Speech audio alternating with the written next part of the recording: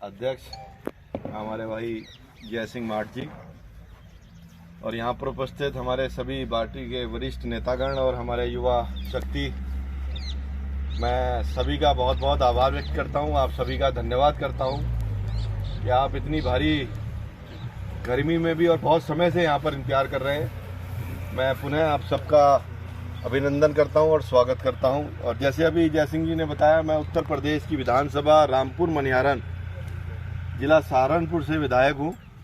2017 में मैं पहला चुनाव लड़ा था और 2022 में दूसरा। हमारा उत्तर प्रदेश का जो परसेप्शन है लोगों के बारे में कि भाई पहले यहाँ उत्तर प्रदेश में कितना बड़ा अपराध होता था, बहन बेटे से बदतमीजी होती थी, बलात्कार होता था, युवा हमारे जो थे बेरोजगार घूमते थे और एक बीमारू राज्य के रूप में उत्तर प्रदेश की गिनती होती थी। लेकिन साथियों, हमारे जो युवा साथियां बैठे हैं ये हमेशा परिवर्तन करते हैं। आप जैसी सभी युवाओं ने जब उन्होंने देखा कि इस 2017 से पहले की जो गवर्नमेंट थी, ना तो उनमें उनको रोजगार मिलता था, ना उनको जो है कहीं पर सम्मान मिलता था, बिजली हमारे यहाँ आती नहीं थी, सड़कें हमारे यहाँ थी नहीं, जो एजुकेशन का स्तर था वो बहुत निम्न था क्योंकि गुंडागर्दी होती थी, भूमाफिया राज था। तो हमारे जो नौजवान थे, हमारे जो युवा थे वो भटके हुए थे, उन्हें ये दिखाई नहीं दे रहा था, उनके सामने अंधकार था। लेकिन मैं धन्यवाद दूंगा उत्तर प्रदेश के हमारे सभी युवाओं को कि उन्होंने मन बनाकर, मन योग से ये कहा कि हम लोग इस बार भारतीय जनता पार्टी की कमल फूल पे निशान लगाकर प्रचंड बहुमत की सरकार उत्तर प्रदेश में बनाएंगे। और उसी का नतीजा है जब 2017 में उत्तर प्रदेश में माननीय योगी जी के नेतृत्व में सरकार बनी, तो आज आप देखें उत्तर प्रदेश जो आने वाले समय में भारत का सबसे बड़ा उत्तम प्रदेश बनने वाला है। क्योंकि जो भी कोई राज होता है उसकी पहचान होती है कानून व्यवस्था से, उसकी पहचान होती है कानून व्यवस्था से, उसकी पहचान होती है वहाँ पर इन्वेस्टमेंट कितना आया, वहाँ पर रोजगार कितने सृजित हुए, वहाँ पर जो है सड़कें कैसी बनी, वहाँ पर एयरपोर्ट्स बने कि नहीं बने, वहाँ पर मेडिकल कॉलेज आए कि नहीं आए, यूनिवर्सिटी बनी कि नहीं बनी। तो वो सारे काम पिछले 6 साल में योगी जी की डबल इंजन की सरकार मोदी जी के नेतृत्व में जो चली, आप देखिए आज उत्तर प्रदेश का भविष्य बिल्कुल उज्जवल है। वहाँ के युवाओं के लिए हमारी सरकार इन्वेस्टर समिट के माध्यम से गांव-गांव में, लोग तो पहले शहरों में इंडस्ट्री लगाते थे, आज हमारे ग्रामीण क्षेत्रों में बड़े बड़े इंडस्ट्रियलिस्ट, बड़े बड़े व्यापारी हमारे यहाँ पर गाँव में आकर इन्वेस्ट कर रहे हैं और हमारे युवाओं को रोजगार देने का काम कर रहे हैं। यही नहीं, हमारे यहाँ पर जो यूनिवर्सिटी होती थी, पहले मेरठ में यूनिवर्सिटी होती थी, तो अपने गांव के बच्चे 12th करने के बाद 150 किलोमीटर यूनिवर्सिटी में दाखिला लेते थे, तब जाकर उनको शिक्षा मिलती थी। लेकिन आज हमारी सरकार ने, योगी सरकार ने प्रत्येक जिले में एक एक यूनिवर्सिटी देने का काम शुरू किया। अब मैं अगर बात करूं अपनी, जहां पर हमारी विधानसभा जिसके लिए हम आए, उदयपुर वाटी, यहाँ पर मैं अपने नौजवान साथियों से पूछना चाहता हूं कि आप लोगों को पिछले 5 साल में मिला क्या? ना तो यहाँ पर मुझे कोई बड़ा इंस्टीट्यूशन मिला हो एजुकेशन का, ना यहाँ पर कोई रेलवे स्टेशन नहीं है, बड़ी विडंबना की बात है। यहाँ पर रेलवे अच्छा अस्पताल नहीं है, कोई अगर बीमार हो जाए तो उसे सीधा जयपुर जाना पड़ता है। तो क्यों भाई यहाँ पर क्यों नहीं बन सकता, यहाँ पर एक बढ़िया मेडिकल कॉलेज या बड़ा अस्पताल क्यों ना बन सकता गरीब लोगों के लिए, वो जो जयपुर में जाकर लुटने का काम करते हैं। सरकारी अस्पताल खुलेगा तो लोगों को अच्छा उपचार मिलेगा। तो यहाँ पर मेडिकल कॉलेज बनना चाहिए, बड़ा अस्पताल बनना चाहिए, यहाँ पर रेलवे स्टेशन की स्थापना होनी चाहिए। इतने बड़े बड़े यहाँ पर धाम हैं, पर्यटन स्थल हैं, यहाँ पर क्यों नहीं यहाँ के विधायक जी ने और यहाँ की सरकार ने उनको पर्यटन स्थल घोषित किया, जिससे यहाँ पर हमारे नौजवान साथियों को रोजगार भी मिलता और हमारे जो व्यापारी थे और यहाँ के जो नागरिक थे उनको व्यापार के माध्यम से ख्याति मिलती, उनको एक मैप के जरिए पूरी दुनिया में उनका नाम होता कि यहाँ पर भी ये बड़े बड़े पर्यटन स्थल घोषित हो सकते हैं, यहाँ पर भी एक सरकार की मंशा होनी चाहिए थी। लेकिन सरकार ने, यहाँ के जो विधायक हैं, यहाँ की जो सरकारें हैं, ये जो आपको पहाड़ दिखाई दे रहे हैं, इनमें जो खनन होता है, जो लूटमार होती है, जो पैसा कैसे बनाया जाता है, उस पर पूरा का पूरा ध्यान उनका केंद्रित है। यहाँ पर सबसे बड़े भूमाफिया हैं, यहाँ पर सबसे बड़े गैंगस्टर है। एक लॉरेंस करके गैंग हुआ करता है जो पूरे भारत में किलिंग का काम करता है, कॉन्ट्रैक्ट किलिंग का काम करता है। आज हमारे उत्तर प्रदेश में पहले जो ये काम होता था, हमारे योगी जी ने चुन चुन के बदमाशों को या तो ऊपर भेज दिया या जेल में डाल दिया, और जो बचे थे उनके ऊपर बुलडोजर चलाने का काम किया लगातार।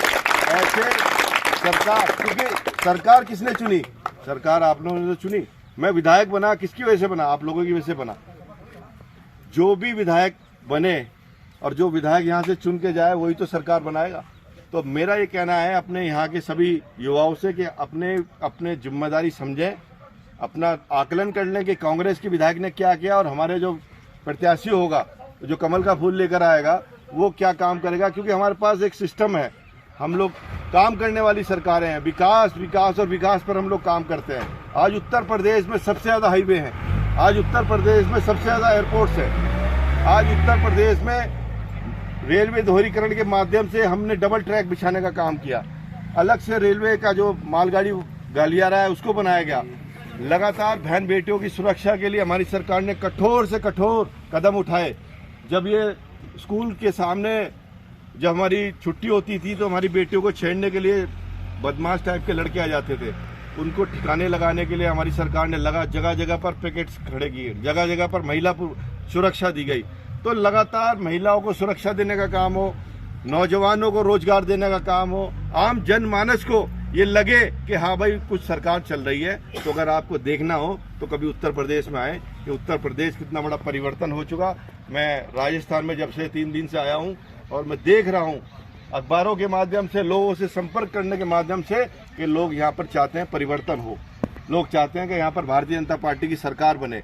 वो इसलिए बने कि मोदी जी जो योजना भेजते हैं। अगर मैं बात करूँ यहाँ पर ये पानी की टंकी जो यहाँ पर किसी बिल्डर ने बनाई होगी, ये पानी की टंकी के लिए हमारी सरकार ने, मोदी जी ने उत्तर प्रदेश के प्रत्येक गांव में ऐसी 5-5 करोड़ की, 6-6 करोड़ की, 7-7 करोड़ की पानी की टंकियां गांव के हर गांव में देने का काम किया। लेकिन मैं यहाँ देखता हूँ यहाँ पर पानी की टंकी का कोई निर्माण ही नहीं है। वो निर्माण इसलिए नहीं है ना कि वो लोग चाहते नहीं है कि यहाँ पर विकास हो, वो चाहते हैं कि यहाँ पर ऐसे ही लोग रहें और हम इनका दोहन करें, इनको जो है इनको दबा के अपनी राजनीति करें। और जो लूट हो रही है इस राजस्थान में, हर क्षेत्र में कमीशन बंधा हुआ है। आपने देखा भी होगा, यहाँ के विधायक जी ने एक डायरी भी पेश करी थी, उसमें लेखा जोखा था कि किसको कितना कमीशन दिया जाता है। और मैं डंके की चोट पर कहता हूँ, मैं दूसरी बार का विधायक हूँ, हमारे यहाँ पर किसी विधायक पर, किसी सांसद पर और किसी मंत्री पर हिम्मत नहीं है कि कोई 1 रुपये का आरोप लगा दे।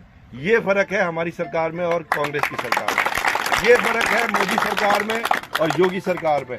क्योंकि जनप्रतिनिधियों के माध्यम से तो ये भ्रष्टाचार फैलता है।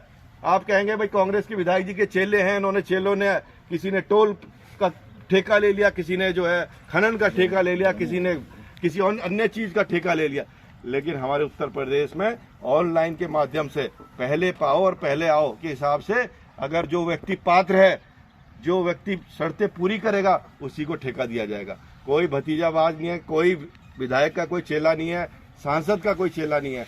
चेले है तो चेलों की तरफ काम करो, और नहीं तो योगी जी का जो हुक्म है कि जो गलत काम करेगा उसको जेल में डालने का काम होगा। तो ऐसी सरकार यहाँ पर चाहिए जो भ्रष्टाचार पर अंकुश लगाए, जो नौजवान साथियों को रोजगार दे। एक बड़ी विडंबना है, मैं देखता हूँ, मैं इस पावन धरती को नमन करता हूँ कि जहाँ से बड़े बड़े यहाँ पर शहीद लोग हुए, और यहाँ पर मैं देखता हूँ बहुत अच्छे अच्छे सीकर में हमारे बच्चों के लिए इतना बड़ा इंस्टीट्यूशन, इतने बड़े बड़े हब खुले हुए हैं, या एजुकेशन के इतने बड़े बड़े हब हैं।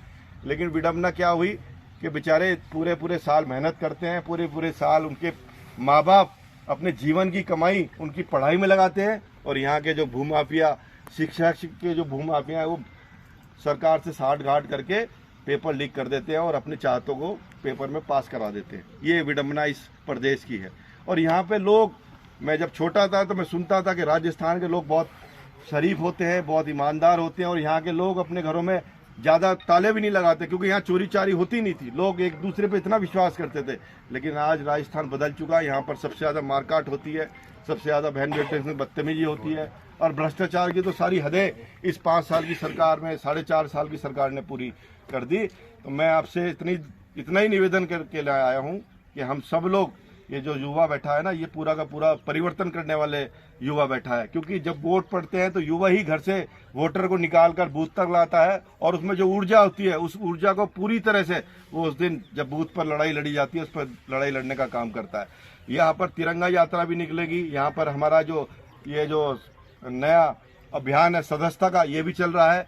मैं सभी से निवेदन करूंगा कि सदस्यता अभियान से लेकर तिरंगा यात्रा से लेकर बाइक रैली से लेकर जितने भी अभियान संगठन के द्वारा दिए हैं उसमें आप लोग बढ़ चढ़कर हिस्सा करो, क्योंकि जब युवा सड़कों पर निकलता है तो व्यापारी भी देखता है, किसान भी देखता है, हमारी बेटी भी देखती है, हमारी बहनें भी देखती हैं और एक आम जनमानस भी देखता है कि अब की बार है उत्तर प्रदेश राजस्थान में कमल फूल की सरकार। तो जब आप लोग पूरे झुंड से अपने गली गली मोहल्ले निकलेंगे पटका डाल के और बाइक पे तिरंगा यात्रा हो चाहे भारतीय जनता पार्टी की यात्रा हो, जब आप निकलेंगे एक माहौल बनेगा और भारतीय जनता पार्टी के पक्ष में बहुमत आएगा। मुझे इतना विश्वास है क्योंकि मुझे 3 दिन हो गए, हर जगह पर लोगों में उत्साह है कि कब हम इस सरकार को उखाड़ फेंकें, लेकिन उसके लिए हमें धैर्य से और एक नीति बनाकर काम करना है। हम लोगों को ऐसा नहीं है किसी के बहकावे में आना है। हमें जो भी कैंडिडेट हमारा आएगा, कोई भी कैंडिडेट आएगा, हमारा निशान जो है कमल का फूल है। हम कमल के फूल के लिए काम करते हैं। मैं विधायक बना तो सिर्फ कमल के फूल की वजह से बना। मोदी जी की सरकार आई तो कमल के फूल की वजह से, और योगी जी की सरकार आई तो कमल के फूल के लिए।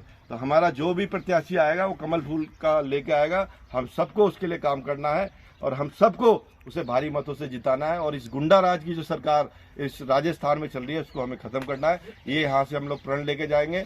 आप आए, आपने मुझे सुना, मैं दिल की गहराइयों से अपने युवाओं को बहुत बहुत धन्यवाद